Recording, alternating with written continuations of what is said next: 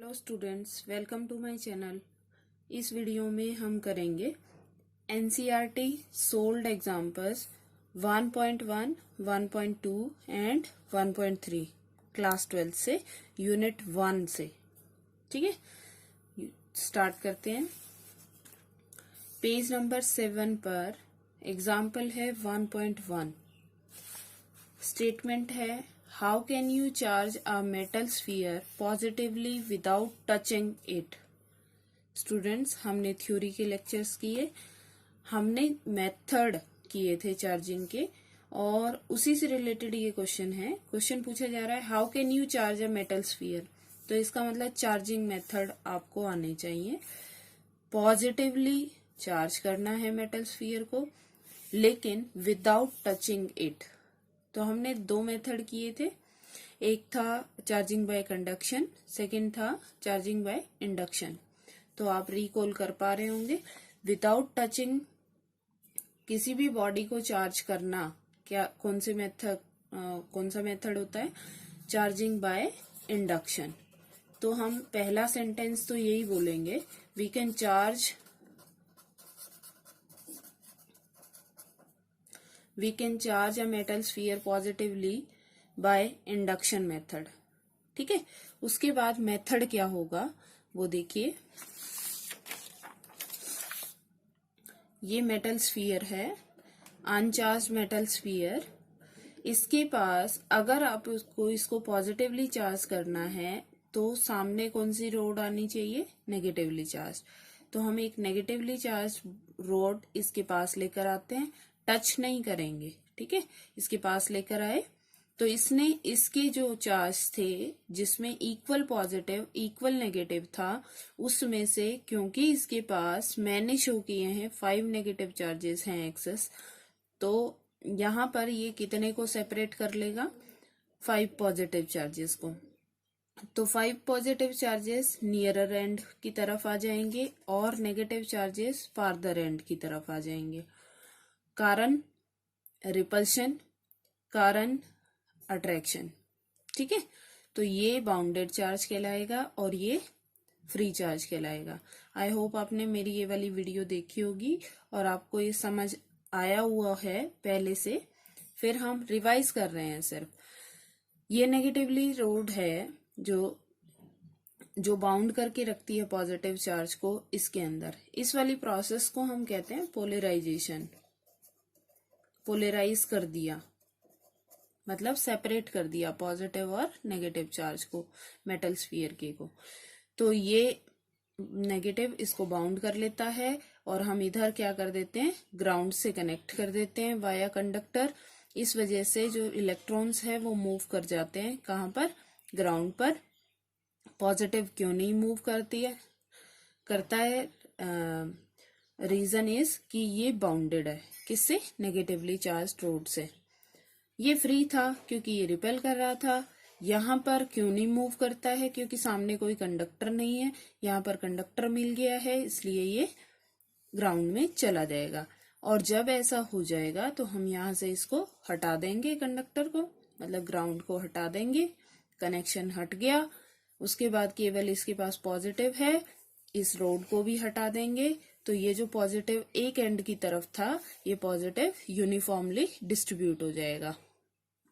ठीक है, इस तरीके से ये मेटल स्फीयर जिसके ऊपर कोई चार्ज नहीं था, क्या हो गया है, चार्ज हो गया है। और किस तरह का, पॉजिटिवली चार्ज। ठीक है, ये मैंने प्रोसेस मेंशन की है नीचे, आप ऐसे ही नोट कर सकते हैं। We can charge a metal sphere by induction method. ये मेथड कौन सा है, इंडक्शन मेथड। फिगर बी में हम शो कर रहे हैं कि एक नेगेटिवली चार्ज रोड लाई जाती है, brought close to the metal sphere. Due to this free electrons means negative in the sphere move away due to repulsion. ठीक है, to the farther end and the near end becomes positively charge. और इन charges को हम क्या कहते हैं, bounded charges. ठीक है, फिगर सी में the sphere is connected to ground. Sphere को किससे कनेक्ट कर दिया, ग्राउंड से। By a conducting wire the electrons will flow to the ground while positive charges remain held at the nearer end due to force of attraction by negative charges on the road. Figure D में हमने क्या किया, ground को भी disconnect कर दिया और road को भी रिमूव कर लिया. Disconnect the ground from the sphere and after that remove the negatively charged road. The positive charge will spread uniformly over the sphere. In this way, the metal sphere become positively charged. ठीक है, process आपको clear हो गया. यही question दूसरे terms में भी आ सकता है कि आप नेगेटिवली चार्ज कैसे करोगे. जब इसको नेगेटिवली चार्ज करना हो तो आप यहाँ पर जो रोड यूज करेंगे, चार्ज रोड, वो पॉजिटिवली चार्ज यूज करनी है. ठीक है, ताकि नेगेटिव को ये बाउंड बनाए. जो भी बाउंडेड चार्ज होगा वही लास्ट में इस पे स्प्रेड होना है. हो गया होगा, आई होप आपको क्लियर. नेक्स्ट न्यूमेरिकल पर बढ़ते हैं. नेक्स्ट न्यूमेरिकल है 1.2 पेज नंबर 10 पर. स्टेटमेंट है, if 10 to the power 9 electrons move out of a body to another body every second, how much time is required to get a total charge of 1 coulomb on another body? देखिए, ध्यान से समझिए इसको. एक body से 10 to the power 9 electrons निकाले जाते हैं हर 1 सेकेंड में.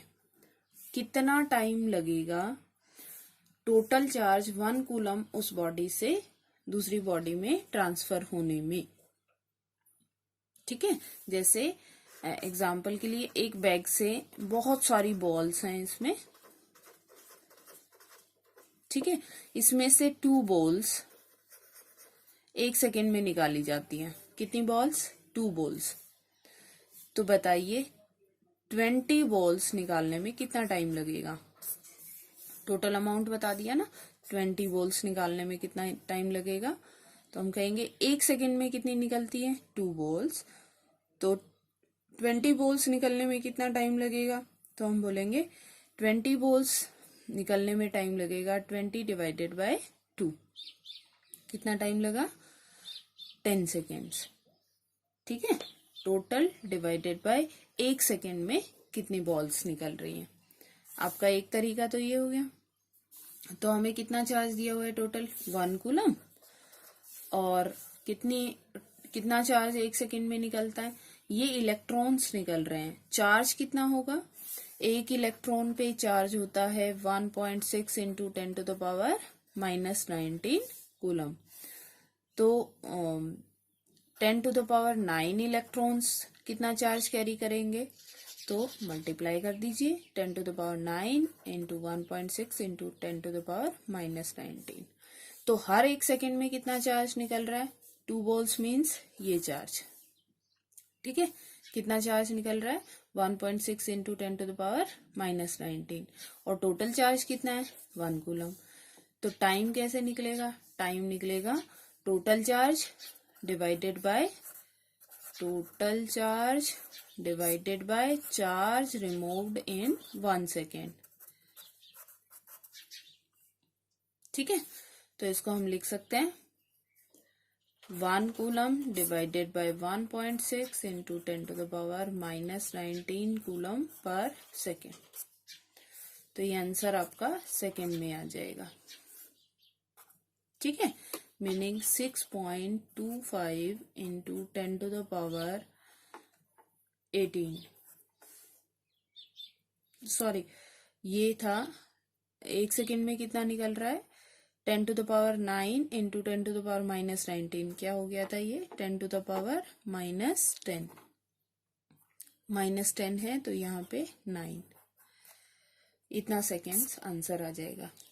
ठीक है, दूसरा तरीका देखिए. अगर हम लैंग्वेज लेना चाहते हैं तो लैंग्वेज देखिए.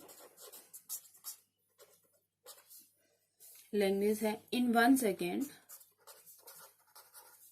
1 सेकेंड में द इलेक्ट्रॉन्स मूव आउट, कितने इलेक्ट्रॉन्स निकल रहे हैं, इलेक्ट्रॉन्स मूव आउट कितना 10 to the power 9 in 1 second the charge which is move out, कितना चार्ज है, एक इलेक्ट्रॉन के पास होता है 1.6 इंटू 10 to the power -19, तो 10 to the power 9 पे इतना, ठीक है, ये कूलम।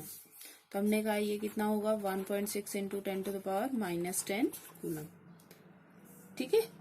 तो अब now 1.6 into 10 to the power -10 coulomb charge takes time in moving out 1 second, कितना टाइम लेता है 1 सेकेंड, तो 1 कूलम कितना लेगा, 1 कूलम लेगा 1/1.6 into 10 to the power -10, ठीक है। ये वैल्यू आ जाएगी 6.25 into 10 to the power 9 second, ये आंसर आता है आपका। लेकिन आप इसको बहुत स्मॉल टाइम ना सोचें, इसलिए इसको ईयर्स में कन्वर्ट करेंगे हम। अगर ये ईयर्स में कन्वर्ट किया जाएगा तो ये आएगा ऑलमोस्ट 198 ईयर्स। इस एग्जाम्पल को करने से हमें क्या पता लगता है, इस एग्जाम्पल को करने से हमें ये पता लगता है कि 1 कूलम इतना बड़ा चार्ज है कि अगर हम 10 to the power 9 इलेक्ट्रॉन्स, देखो कितना बड़ा नंबर है, पर सेकेंड भी निकालते हैं तो 1 कूलम निकालने में इतना टाइम लग जाएगा, मतलब ऑलमोस्ट 200 ईयर्स का टाइम रिक्वायर्ड होगा। इसका मतलब ये बहुत बड़ी यूनिट है, coulomb is such a big unit कि इसको रिमूव करने के लिए किसी बॉडी को या तो देने के लिए या तो निकालने के लिए कितना टाइम रिक्वायर्ड होता है अगर इस स्पीड से हम निकालते हैं, ठीक है। नेक्स्ट न्यूमेरिकल पर बढ़ते हैं।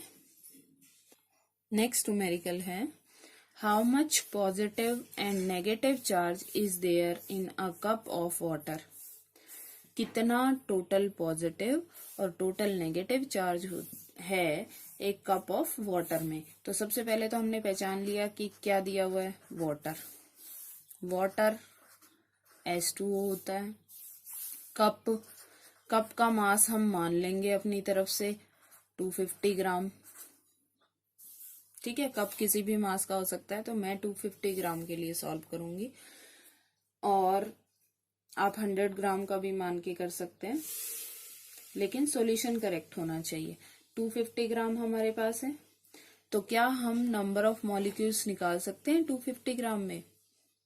तो पहला काम हमें क्या करना है, नंबर ऑफ मॉलिक्यूल्स निकालना है, कितने मास में, 250 ग्राम में।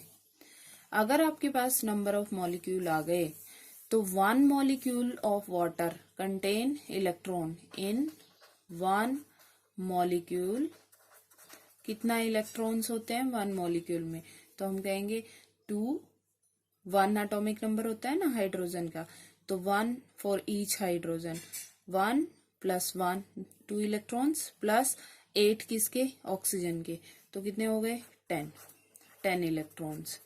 तो एक मॉलिक्यूल में कितने इलेक्ट्रॉन्स हैं, इतने। तो पूरे कप में कितने इलेक्ट्रॉन्स हैं, भाई नंबर ऑफ मॉलिक्यूल्स हम निकाल चुके हैं, एक मॉलिक्यूल में 10 है, तो इतने मॉलिक्यूल्स में कितना होगा, मल्टीप्लाई कर देंगे, ठीक है। टोटल नंबर ऑफ इलेक्ट्रॉन्स आ जाएंगे कितने में, 250 ग्राम में। 250 ग्राम में टोटल नंबर ऑफ इलेक्ट्रॉन हमें पता लग गया, तो चार्ज हमें एक इलेक्ट्रॉन का पता है, चार्ज ऑन 1 इलेक्ट्रॉन कितना है, 1.6 इंटू 10 to the power -19। तो इतने इलेक्ट्रॉन्स पे, जो कि 250 ग्राम में हमने टोटल नंबर ऑफ इलेक्ट्रॉन्स निकाले, उसमें कितना चार्ज होगा, हम मल्टीप्लाई कर देंगे, ठीक है। तो ये जो टोटल चार्ज आएगा ये कैसा आएगा, नेगेटिव चार्ज आएगा, ठीक है। और हमें पता है कि कंप्लीट में जितना नंबर ऑफ जितना नेगेटिव चार्ज होता है उतना ही पॉजिटिव चार्ज होता है, क्योंकि इलेक्ट्रॉन अगर 10 है तो प्रोटॉन्स कितने होंगे, 10 ही होते हैं, क्योंकि एटॉमिक नंबर इसका कितना बनेगा, 1 + 1 न्यूट्रल होगा ना, तो ये टोटल कितने हो जाएंगे, 10 ही इलेक्ट्रॉन्स 10 ही प्रोटॉन। फिर पूरे को रिवाइज करने की बजाय हम सीधा लास्ट में लिख देंगे कि total negative charge is this much, it is also equal to the total positive charge. ठीक है, आई होप आपको क्लियर हो गया होगा। अब हम लैंग्वेज स्टार्ट करते हैं, कैसे इसको लिखना है। ठीक है, लेट अस अज्यूम दैट, सबसे पहले हमें क्या एज्यूम करना है, the mass of 1 cup of water is, कितना मान लेते हैं हम, 250 ग्राम। मॉलिक्यूलर मास कितना होता है, molecular mass of water, water का मॉलिक्यूलर मास होता है H2O है ना, तो ये हो गया 2 प्लस ऑक्सीजन का हो गया 16, ठीक है, कितना हो गया 18 ग्राम। ठीक है, तो ये हो गया मॉलिक्यूलर मास कितना हो गया 18 ग्राम। हमें पता है मॉलिक्यूलर मास एवोगैड्रो नंबर देता है कि इतने मॉलिक्यूलर मास में कितने नंबर ऑफ मॉलिक्यूल्स होते हैं। ठीक है, तो इन 18 ग्राम नंबर ऑफ मॉलिक्यूल्स कितने होंगे, 6.02 इंटू 10⁻23। कितने मॉलिक्यूल्स होते हैं, एवोगैड्रो नंबर जितने। अगर हमें 18 ग्राम में पता लग गया तो हम 1 ग्राम में भी निकाल सकते हैं। 1 ग्राम में कितने होंगे, 6.02 इंटू 10⁻23 डिवाइडेड बाय 18। और हमें निकालना कितने में है, निकालना हमें 250 ग्राम में है। तो कितने ग्राम में निकल गया, 250 ग्राम में। कैसे निकलेगा, मल्टीप्लाई कर दीजिए, 1 ग्राम का आपको पता है 250 ग्राम में निकालना है, इतना आ गया। इसको सॉल्व नहीं करना, लास्ट में एक बार सॉल्व कर लेंगे। ठीक है, अब हम स्टार्ट करते हैं। In 1 water molecule, number of molecules आ गए हमारे पास, ये क्या है, molecules. In 1 water molecule the number of electrons are 2 + 8, कितने हो गए, 10। एटॉमिक नंबर से आप कैलकुलेट कर सकते हो। ठीक है, कितने मॉलिक्यूल्स आए हैं हमारे, 1 में तो इतने हैं electrons. Total number of molecules ये हैं 6.02 इंटू 10⁻23 डिवाइडेड बाय 18 इंटू 250। इतने मॉलिक्यूल्स में कितने इलेक्ट्रॉन्स होंगे, 10 into 6.02 into 10⁻23 divided by 18 into 250। आप इसको x समझ लीजिए। तो 1 वाटर मॉलिक्यूल में कितने इलेक्ट्रॉन्स हैं, 10। x में कितने होंगे, x इंटू 10। तो ये नंबर बड़ा दिख रहा है आपको, लेकिन ये है क्या, नंबर ऑफ मॉलिक्यूल्स। ये सिंगल नंबर, हम सॉल्व कर लेंगे तो सिंगल आ जाएगा। ठीक है, अब ये हमारे पास कैलकुलेशन आ चुकी है, किसकी, नंबर ऑफ इलेक्ट्रॉन्स की। अभी ये चार्ज नहीं है, 1 इलेक्ट्रॉन हैज चार्ज। 1 इलेक्ट्रॉन का कितना चार्ज होता है, 1.6 इंटू 10⁻⁻19 कूलम। तो टोटल नंबर ऑफ इलेक्ट्रॉन्स कितने हैं, ये क्या है, इलेक्ट्रॉन्स। ठीक है, तो कितने इलेक्ट्रॉन्स हैं हमारे पास, ये है 10 into 6.02 into 10⁻23 into 250 divided by 18 has charge. कितना चार्ज होगा, इसको मल्टीप्लाई कर देंगे, मल्टीप्लाई करते हैं। 1.6 into 10⁻⁻19 into 10 into 6.023 into 10⁻23 into 250 by 18। ठीक है, ये रिजल्ट हमारा आएगा 1.34 इंटू 10⁻7। ठीक है, कूलम। ये हमारा नेगेटिव चार्ज है, मैग्नीट्यूड है ये, ठीक है।